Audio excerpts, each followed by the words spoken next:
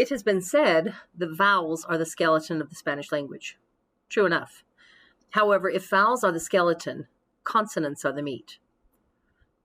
Learning the correct pronunciation of Spanish consonants will allow you to recognize and use correctly the phonetic nuances of the Spanish language. This includes correctly using sounds that are sometimes problematic for English speakers. There are 32 consonant sounds in the Spanish language. By comparison, there are 24 consonant sounds in English. Previously, you were taught los vocales, or vowels. As such, this lesson assumes you already know the first letters of the alphabet, that is, the vowels. A, E, I, O, U. So now we're going to move on to los consonantes. Okay, the first sound you learned was B, as in escarabajo. Escarabajo. And our focus here is on that capitalized B. That word, by the way, means beetle. The Spanish B is similar to the sound of an English B when used at the beginning of a phrase or after the letter M or N. However, the Spanish B is a soft sound, allowing little air to pass through the lips.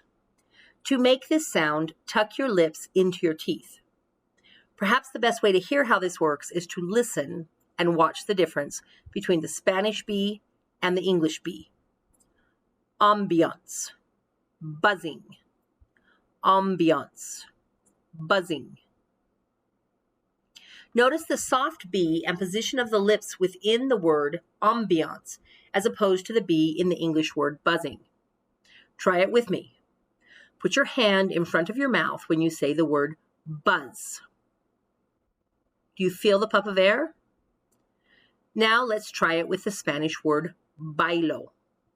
Put your hand in front of your lips when you say the B. If you feel a puff of air, you're doing it wrong.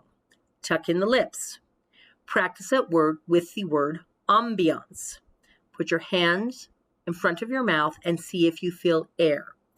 In the word ambiance, there is no air. That's the same B sound you should be making with the Spanish word be with bailo. Now let's try these together. Make note of the cognates because you may wish to use them later. And you might want to record yourself so you can go back and listen to your pronunciation and ensure you got it correctly. Ready? Listo. Bailo, I dance. Bien, well. Banco, bank. Iberia, which is the Spanish peninsula where Spain and Portugal are located. So one more time. Bailo, bien, banco, Iberia. This is also a good time to note the similarities between the Spanish be and the English letter we know as V.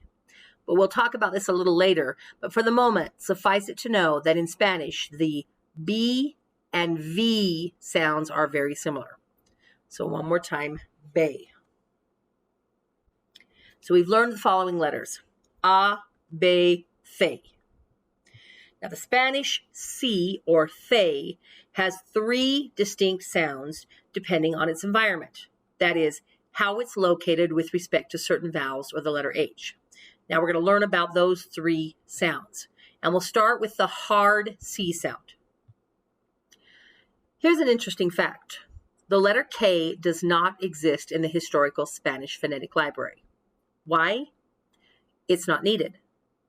That's not to say they don't use the K sound. But to get that sound, they use the hard letter C or the letter Q. Knowing how this works will help you understand the first of the C sounds, as well as help you know when to use C for the K sound and when to use Q for the K sound. We'll start with the hard C. Hard C has a hard sound or K sound when the C is written directly before the vowels A, O, or U. In fact, the word kangaroo or kangaroo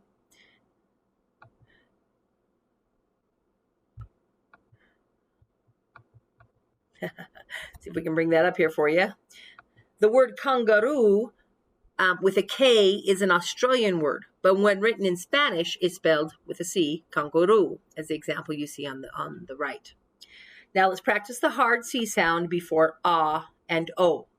Remember to shadow the sounds and make note of the cognates. We're going to try these together, and as I said before, you may wish to record yourself so you can go back and listen to your pronunciation and ensure you got it correctly. Listo? Canario, canguru, copa, como. The important thing to remember is that A, O, or U, and for that matter, anything other than E, I, or H will create the hard K sound. Okay, now let's try the hard C in front of letters other than O and A, and that includes consonants.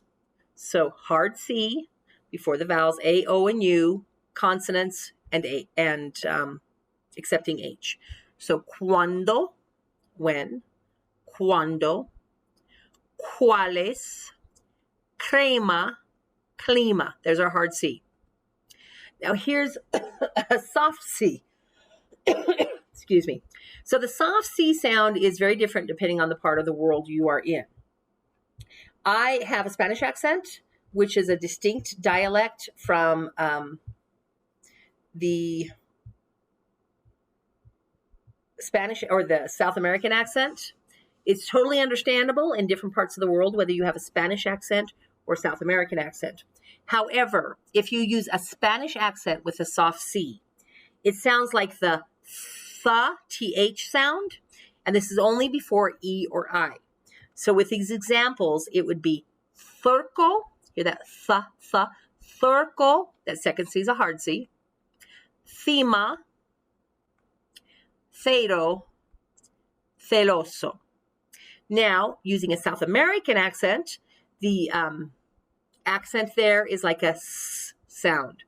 So, surco, cima, cero, celoso. So Latin America, a soft C, that is a letter before E or I, is S. Europe, Spain, a soft C, that is a letter before E or I, is Th. So far we've got A, B, C. Our next sound is che. Now the sound associated with che is the reason we have the letter H. In fact, it's the only time where you hear an audible H in Spanish. And until 1994, che had its own symbol. On the Spanish keyboard, it looked kind of like a C with a hook on the bottom of it. Since the 1800s, the 19th century, that is, Spain and the Spanish language dropped the symbol of che, and they simply used the two letters CH. And the sound of this letter is very much like you would say it in English, cha. Now let's practice cha. Remember to shadow the sounds, make note of any cognates. Remember, cognates are words that sound the same in English and Spanish. And let's try them together. You might wish to record yourself so you can go back and listen to your pronunciation. Okay, listo? Ready? Chiquita, chiquita. Muchacho, muchacho. Churro, churro. Cheque, cheque. Okay, here we go with our letters. A, B, C, che, and our next letter, de, as in delfín, right, or dolphin. Okay, con de, there are a couple of things to be aware of. It's a little different than the de sound you get in English, and you kind of have to be aware of how your mouth works to understand that. In the Spanish D, much like the English D, but the Spanish D, the tongue is pressed against the top of the palate, and the tip of the tongue is pressed against the back of the incisors. So if you look at the picture, you'll notice the tongue goes along the top of the palate and it hits the back of the incisors. When the D is spoken, the D pushes against the back of the incisors and slips a wee bit out of the mouth. You can see this action in the graphic just a little bit. I'll bring that up so you can see that. frankly, it's a lot easier to see, I will admit, in class where we were working on this together, but you can see a little bit here. Now, again, let's stop for a second. I will go back to D, but you'll remember in class we talked about the mouth and recognizing how we use our incisors, lips, tongue, and palate to speak. So some of these sounds we can really only understand by knowing the terms. So if you have not yet drawn a map of the interior of the mouth and how we speak, let's do that quickly. The outside are the, might be easier just to draw the outside, like the nose, the lips, the chin. You have the upper lip, the lower lip. We use both of those to speak. These are the incisors, your upper incisors, lower incisors. Those are the front teeth. We don't use our molars to speak. But as I indicated in class, if you have an older parent or someone who has lost their teeth, you'll notice when they take their teeth out, if they're using dentures, they sound differently. That's because we use our incisors to speak. Now, if you run your tongue along from your lip to the back of your incisors, you'll feel a little ridge there, that little bump, protrusion. That's the alveolar ridge. Then we go into the hard palate, which is this upper portion of the palate, and the soft palate, which is this muscular tissue, which feels kind of soft if you fill it with your tongue. Then the tongue, which we use in speaking all the time, is connected to the bottom of your mouth, right? So the tip of the tongue we use a lot. We actually use all these portions of the tongue in speaking, and sometimes I'll refer to those to make sure you understand it. Now with that, let's go back to the sound of the letter D. Remember, you're going to take the tip of your tongue, sit it against the back of your incisors, and when you speak, it slides out. So they, push down, they. You can see that there on the map of the mouth. So a couple of words to practice this. Make note of the cognates. You may wish to record yourself. Dominar, dominar. Andar, andar. Buena idea, idea.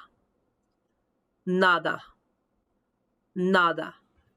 Make sure as you say that, your tongue is laying against the top of your palate, hitting the back of the incisors. De. Now our next sound, F-A, this is an easy one, like flamenco. Let's go through our letters we have now. A, B, C, Che, D, E, and F-A, como flamenco. Now this is an easy one because the sound of the letter F is just the same as the English F, just exactly the same. So you can write down your excuse me, practice words, and then I'll give you the samples. So, teléfono, teléfono, flamenco, flamenco, fama, fama, fuerte, fuerte. This word, actually, there's a couple of words on this page that are good for me to review some of the concepts we've taught in class. So, teléfono, you'll notice there's a written accent over the second A or English E. That's because, as we indicated in class, generally if the word ends in a vowel, the accent falls on the second to last syllable. So it would be teléfono, but it's not teléfono, it's teléfono. So the Spanish language demands that what you see on paper is what you say out loud. So they accent the letter A or E to make sure you know, put that emphasis on that syllable. Now that's another thing that we talked about in class. This is a good place to review it. In Spanish, every vowel gets its own syllable with the exception of diphthongs. So if we look at a difficult word like flamenco, you just break it down by syllables using the vowel as the piece that pulls that syllable together. So, flamenco, flamenco, and I go up on that second to last syllable, flamenco. Fame, fame. Teléfono. I'm just breaking it down syllabically. Each syllable gets a vowel at the center of it, or in the syllable. Every vowel gets its own, with the exception of diphthongs. We talked about diphthongs quite a bit. But remember the two weak diphthong, or excuse me, the two weak vowels are I and U. If you put a weak vowel next to a strong vowel, so if you put I or U next to A, O, or E, then it becomes a diphthong. That is to say, the vowel sounds merry, so the strong vowel and the weak vowel, I or U with any other vowel. So if you look at the word we have here, fuerte, you notice I don't have each vowel with its own syllable. I don't go fuerte, fuerte. I don't do that.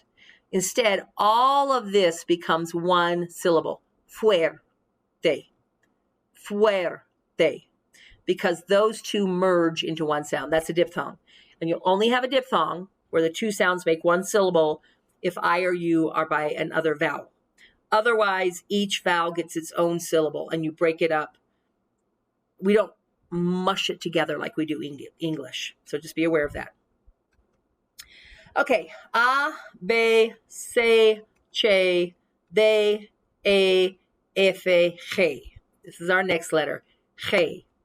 And the Spanish letter G, like the Spanish letter C, has three distinct sounds. A hard G, like you see in the word gato. A soft G, like you see in the word jirafe. And a throatal G, like you see in the word lago. We're going to go over each of those, and we'll start with the hard G. The sound of the hard G, like the sound of the hard C, is dictated by the letters that follow the letter G. So, if G goes before anything other than E or I, it's a hard G. You remember in C, same rule. If C goes before anything other than E or I, it's a hard C, with the exception of H, right? Same thing here. Hard C if it goes before anything other than E or I. So we'll practice some of the, and then one other thing. If it goes after the letter N, it also turns into a hard C. Although generally, in that case, it's usually before A, O, or U as well. But we'll practice the hard G. You can write down the words and what they mean. Look out for consonants, and you may want to go back and listen to yourself to practice it. Okay, ya listo? Ready? Gato. Gato. Golf. Golf. Gustos. Gustos. Globo. Globo. And then with the N, following the N, tengo. Tengo. Hard G, just like the hard G in English, ga. So here's our alphabet.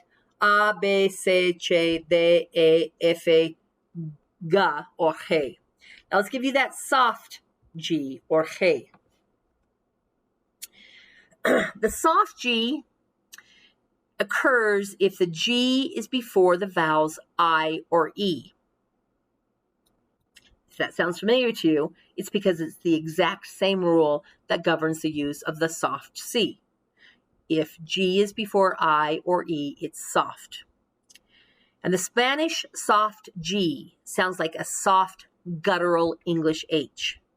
So when you're making this, remember the inside of the mouth we showed you earlier, you're going to speak from the back of your palate so that soft muscular tissue in the back of your palate vibrates. And the sound we have here is hey, hey. You can hear that gutter again, hey. It's a little soft. So the words we have to practice with, girasol, girasol. Notice with I, it's softer than with E. Girasol, jirafe, jirafe, gitano, gitano. All of those a little softer because I'm in front of I. In front of G, gema, gema. And gente, gente. That's our soft G. It sounds like a guttural H. Okay, now let's move to a little bit more complex G, and this is that throatal G. We're off on the side here. I'm not sure why. I'm sorry about that. But this throatal G sound occurs when G is sandwiched, tucked in between two vowels. And the G sound comes from the back of your throat. In fact, really the best way for you to hear it is if you listen to the sound. You're going to hear a hard G, but it sounds like it's coming from the back of my throat. So let's practice the 3 example words you have. The first means to pay, the second, lake, and the first, equal. Okay, between two vowels. Here we go. Pagar. Can you hear that G almost as if I'm swallowing it? Pagar. Lago.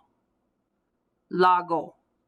The back of my tongue, when I say that G, is hitting the back of my palate. It shuts down the sound of the G. So instead of it being a sharp G like lago, it's lago. Igual. Igual. By the way, igual is another example of one of those diphthongs. Remember, I indicated every vowel gets its own syllable unless you have 2 vowels, one strong and one weak, side by side, and then they marry and make their own sound. So instead of igual, igual, it's igual, igual. Okay, there's our throatal G. So here we go. Let's review the alphabet one more time. A, B, C, D. Excuse me, let's not forget our che. A, B, C, che, D, E, F, G, H. This is H as in hippopotamo. I want you to notice when I say that word itself, hippopotamo, hippopotamo, tamo. I'm not saying the letter H in the practice words, right? Because H, except for che, which we already talked about, is completely silent. Now, this is actually an anomaly in Spanish. As I indicated before, it really is almost a perfect language, the way it's organized, the way it's put together. But H, which existed eons ago in the original Spanish, after the Spaniards conquered the Americas, they dropped the H sound. So I really don't know if H wasn't really present in the Mesoamerican languages, but they dropped that H sound, and with the exception of che, it's silent. And it's kind of interesting because in the sample words we have for ache, the letter ache, you can't hear the H. So if I'm saying the word honor, you'll notice I don't even say the sound of the H. If I'm saying hospital, remember it's the H there, but if I'm saying hospital, I don't say the H. In the phrase, I speak Spanish, you see the H, but I don't say it. Hablo español. And then the example we saw with the picture, hippopótamo. You see the H, but I don't say it. Hippopótamo. And again, a word like hippopótamo, hippopótamo, one way for you to focus on that, again, break it down phonetically if it's hard to say.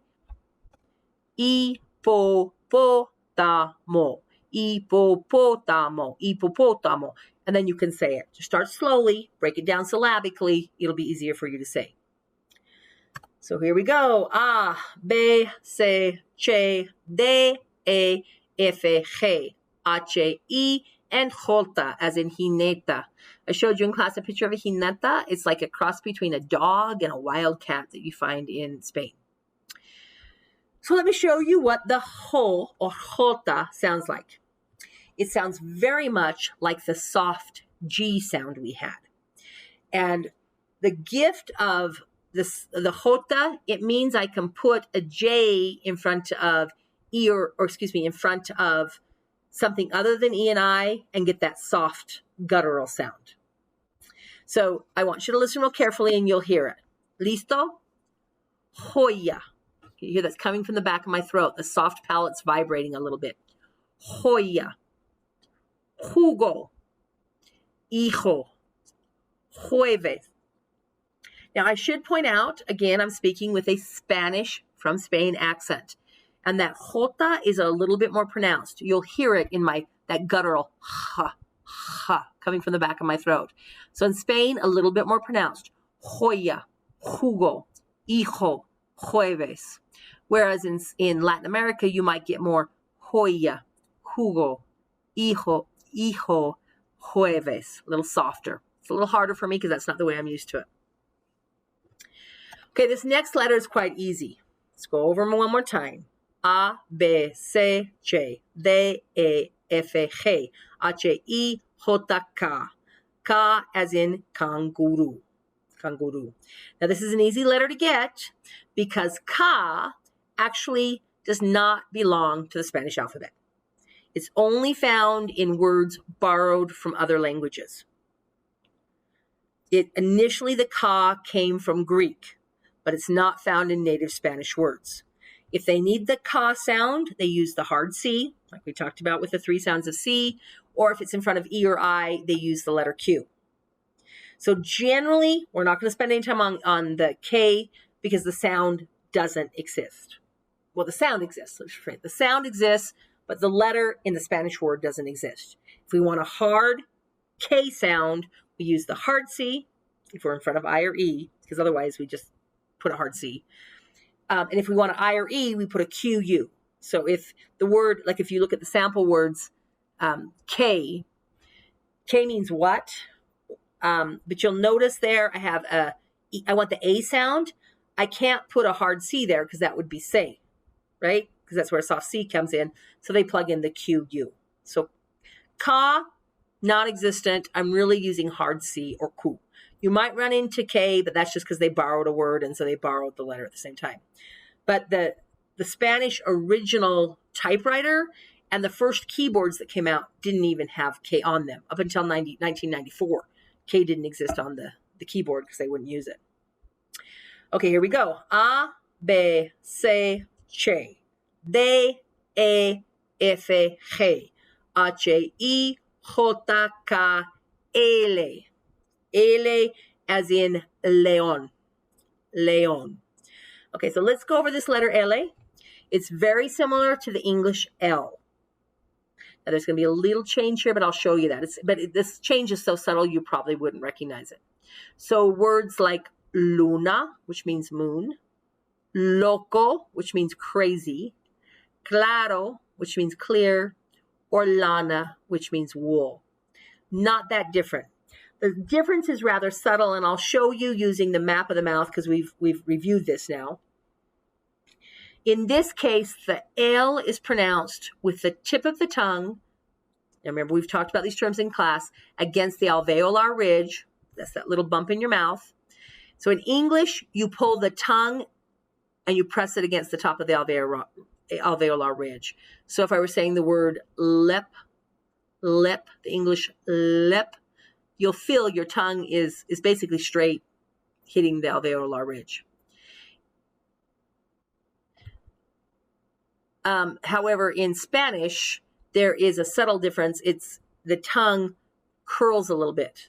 So it's low, like if you say loteria, the tongue curls up a little bit, so it's hitting more right between the alveolar ridge and the hard palate. So loteria, loco, azul, the tongue is curled rather than held totally straight.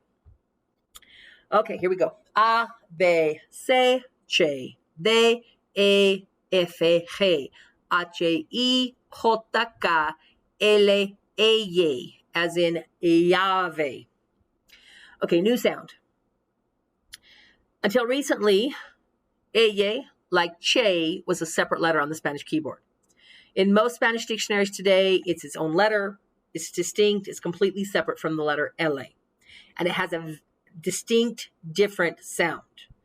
The ella is pronounced like the English ya.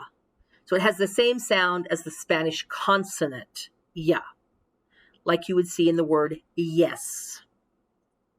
So we're going to try these words here. And you'll notice I gave you some sample words here. This calle right there, that word right there, is not a word. I put it there so you could see it as if you were saying it, if you were writing the Spanish word in English. The word is right here. This word means street. So it's calle, calle. That's the Spanish word. Phonetically in English, that's how you'd write it. But, cross it out. It's not a real word. Llave means key. Llama, you can hear that ya sound, means call. Now, this is a confusing thing. Llama, what the heck? The most common double L sound that we know from the Spanish-speaking world is an alpaca, like a camel, a llama, right, from South America. That double L tells me we don't call it a llama, we call it a llama. That word right there is a Peruvian word, not a Spanish word. That's why we have that la sound, llama versus llama, because that right there, not the same thing. Llama, Peruvian, it's a Quechuan word in the high Andes, and it's using its original Quechuan pronunciation, so llama. But normally, we're going to use the ya. Now, one other thing with ya. In Argentina, they have an accent called the Rio Platense dialect, like a Southern dialect or an English dialect. And the ay sound is pronounced sha, like the sound you get in the word Asia. So instead of calle, in Argentina and some of the neighboring countries, Uruguay, little portions of Brazil, which actually speaks Portuguese, but some portions speak Spanish, it's pronounced ja. So this would be calle, jama, jave, juvia. It's a very different sound. Again, you're welcome to use either sound you wish, just be consistent. That's the AJ sound. So new letter, let's go back through our alphabet we know so far. A, B, C, Ch, D, E, F, G, H, I, J, K, L, M. M as in mono or monkey. Again, a super easy letter because MA is exactly the same in English and in Spanish. So the sound you get, like in the English word money. And after we've had AJ, it's kind of nice to have a letter like this, exactly the same. So follow along with me while I practice the sounds of these words. So mama, remember, break it down phonetically. Each vowel, unless it's a diphthong, gets its own sound. Mama, amor, amor, mole, mucho. Okay, mole. I'll stop right here. We'll quickly review what that is. It's not a funky little creature that digs holes in the ground. Rather, it's a traditional Mexican dish believed to have originated with the Aztecs. It's a slow-cooked sauce that they cook for hours and hours. Lots of spices, herbs, peppers, tomatoes, sometimes ground nuts, and bitter chocolate. It's served with all kinds of like meat, chicken, beef, pork, or vegetables. It's considered a delicacy. So if you get a chance, you might want to try it. But I digress. The sound ma, M. Okay, next sound. Let's go through our letters here. A, B, C, Ch, D, E, F, G, H, I, J, K, L, E, J, M, N. N as in nueces or nuts. So the Spanish N, two letters in a row that are easy, is just like the English N. So it's na, right? Na. And the four sample words I have for you are nothing, nut, they eat, or new. Let's practice these together. Remember the D against the top of your tongue is against the top of the palate. Nada, nada. We have a diphthong on this word for nut. U and E, U the weak vowel, E the strong vowel. So that one word is all one vowel. Nuez, nuez. Comen, comen. Another diphthong in the word new. U and E make one vowel. Nuevo, nuevo. Here we go. A, B, C, Ch, D, E, F, G, H, I, J, K, L, M, N, Ñ. Okay. This letter, the picture I have is actually a elephant giving himself a bath. So you have the word baño. That little thing you see on top of the N is a tilde. To access it, you have to go, if you're on your keyboard, right? It's not on an English keyboard.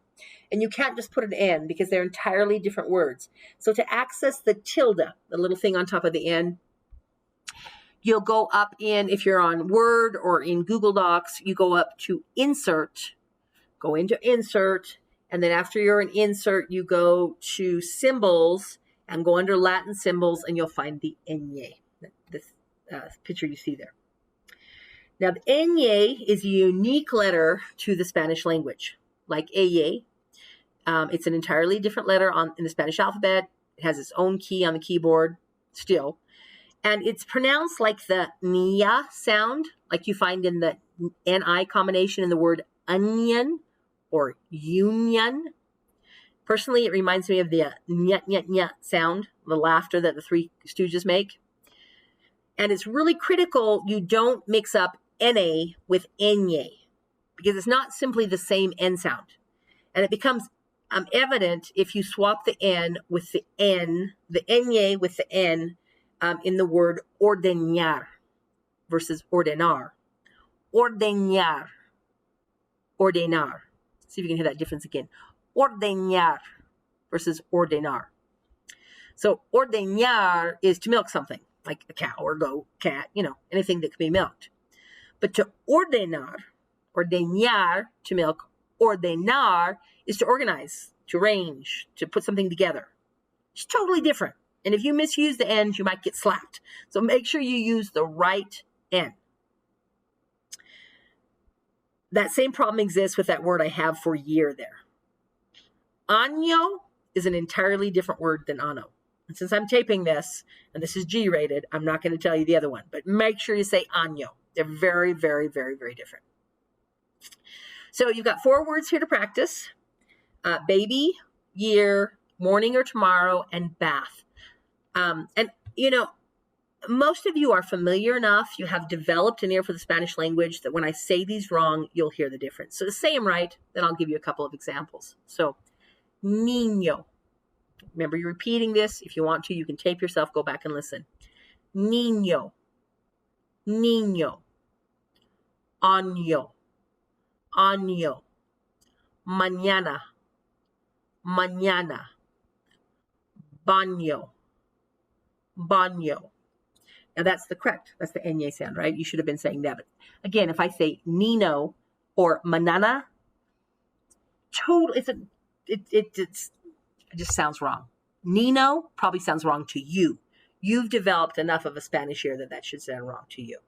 Okay, we're going to pause here with ñ, and then I'll continue with pay in the next video. So if you've watched this first part, make sure you've got your notes. You can go back, stop, pause, get rid of my words completely and just listen to write down the text. But then go into the second one if you need to get through P through the end of the alphabet. Make sure you make note of some of the things I had in there on syllabic pronunciation, diphthongs, and accents, as well as the consonants themselves. Okay, I'll see you back when we get to P.